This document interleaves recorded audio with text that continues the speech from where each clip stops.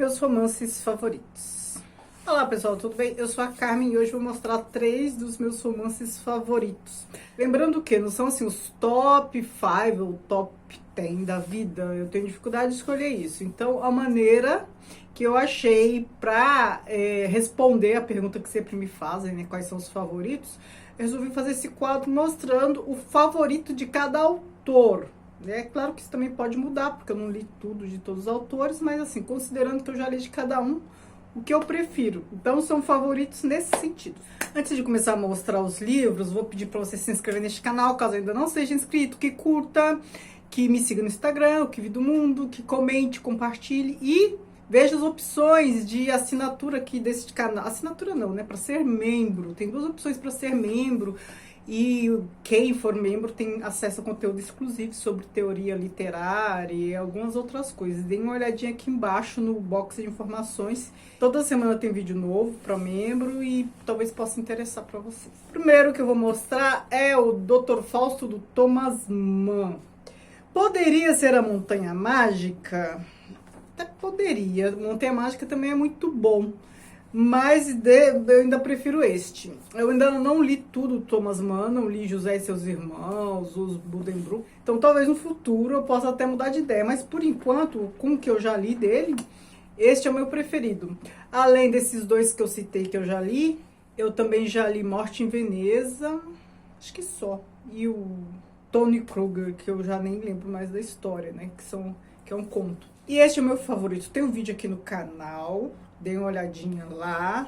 E é favorito por quê? Porque, assim, nesse vídeo em que eu falo dos meus favoritos, eu faço uma exposição de motivos, né? Porque este não o outro, principalmente nessa situação que tem Montanha Mágica, que é bem comentado, talvez mais famoso que este, mas eu prefiro este. Ele faz uma referência clara à mitologia.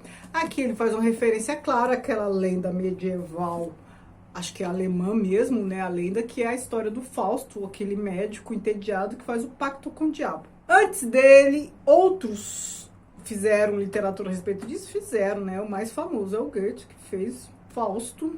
E antes do Goethe também teve o Marlowe, que fez peça de teatro. Eu já li tudo. Do Marlowe, que é aquele dramaturgo inglês, o Goethe e o Thomas Mann. Embora todos, né, mencione o Dr. Fausto da lenda e tal, o diálogo deste aqui é direto com a obra do Goethe, mesmo porque o Goethe é alemão como ele, e o Goethe também fez o Fausto, uma alegoria da Alemanha, né? Eu já fiz um vídeo sobre o Fausto do Goethe, eu vou deixar aqui. E essa aqui faz um diálogo direto, porque o Goethe fez aquela obra aí no fim do século XVIII, começo de XIX, né? Ele ficou décadas escrevendo Fausto. E aí aquela Alemanha, né, do início da modernidade, a terra promissora e tal, enfim, se voltando para o clássico, aquela ideia do burguês com aquela necessidade de se formar, de uma educação cultural e tal. Aqui a gente está na Alemanha do século XX, depois de Hitler. O Dr. Fausto aqui, ele não é perdoado como Fausto de Goethe. Lá no Fausto de Goethe ele é perdoado, né? Então ele faz o pacto com o diabo, depois não cumpre lá no fim e é perdoado. Tem uma redenção. E o Fausto representando a Alemanha. Este Fausto aqui não é perdoado. Este Fausto que fez o pacto com Hitler, né? Então não merece perdão. Faz um tempo já que eu fiz este vídeo sobre o Dr. Fausto. Lá as ideias estão mais claras, eu estou analisando mais detalhes. Então se você tiver curiosidade, dê uma olhadinha lá. O Fio da Navalha, do Somerset Maugham. Este é um dos livros da minha vida, não porque ele seja muito bom. Aliás, ele entrou nos livros que mudaram minha vida, ele entrou para este quadro.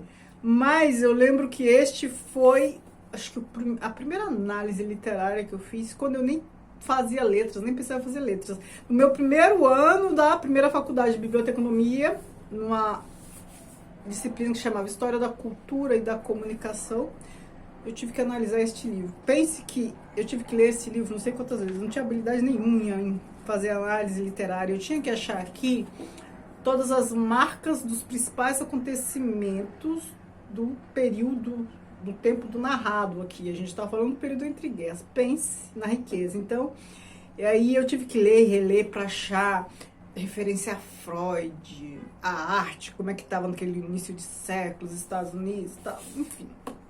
E eu acabei gostando bastante do livro, porque tive que ler muitas vezes e analisar. E aqui tem uma personagem muito interessante e eu gosto muito desse autor, embora ele não seja assim, considerado do primeiro escalão. Eu gosto muito dele. Eu já fiz um vídeo, acho que é Pílulas de Interpretação, analisando vários trechos.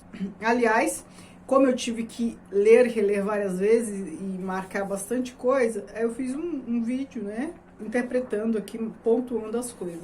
Aqui é a história do Larry, um rapaz americano que combateu na Primeira Guerra Mundial e volta. Ele era piloto e volta para os Estados Unidos. Os Estados Unidos estavam começando a se tornar os Estados Unidos que a gente conhece hoje, né? Aquela potência. E ele voltou, depois de tudo que viu na guerra, Primeira Guerra Mundial, uma guerra sem precedentes, ele voltou, assim, querendo se encontrar, né?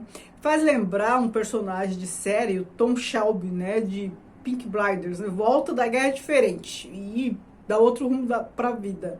Mas aqui o Larry, ele estava em busca de si, né? Então, ele não queria se enquadrar nos padrões americanos, nos padrões burgueses. Ele não queria se casar com a moça lá promissora, ele não queria um emprego convencional, ele foi recusando tudo isso. E aí quis viajar pelo mundo afora, foi pro Oriente, sei lá, buscar espiritualidade e tal. E ele tinha fé num Deus que não existia, né? Então, assim, ele tinha uma fé, mas não tinha uma religião, não via muito sentido na religião, mas tinha uma fé, uma espiritualidade. Porque fé, ela não depende de religião, espiritualidade também não, são coisas diferentes. A pessoa pode não ter nenhum vínculo religioso, não estar vinculada em nenhuma religião e ser uma pessoa profundamente espiritualizada e com fé. Assim era ele, mas ele também precisava se encontrar, não sabia o que queria.